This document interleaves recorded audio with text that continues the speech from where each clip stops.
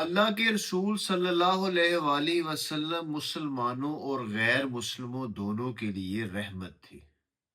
ایک یہودی لڑکا جو آپ صلی اللہ علیہ وسلم کی خدمت کرتا تھا، جس کا گھر آپ کے گھر کے قریب تھا، وہ آپ کو وضو کے لیے پانی لا کر دیتا، کوئی چھوٹی موٹی چیز لا کر دیتا، آپ کا کوئی پیغام کسی کو پہنچا دیتا۔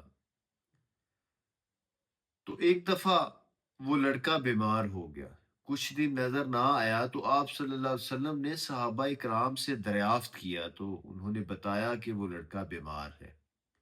آپ اس کی تیمارداری کے لیے اس کے گھر تشریف لے گئے، اس کے سرہانے بیٹھے، شفقت بری نگاہوں سے اس کو دیکھا، تو آپ کو یہ معلوم ہو گیا کہ اس کا آخری وقت ہے اور اس پر نزا کا عالم طاری ہے۔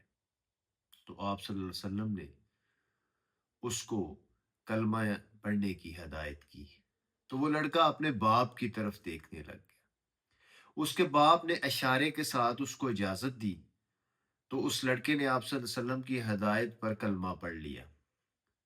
اس نے کلمہ پڑھا اور اس دار فانی سے کوچ کر گیا، یہاں سے رخصت ہو گیا۔ تو آپ صلی اللہ علیہ وسلم نے اپنے خادم کو، اپنے غلام کو دوزخ سے بچا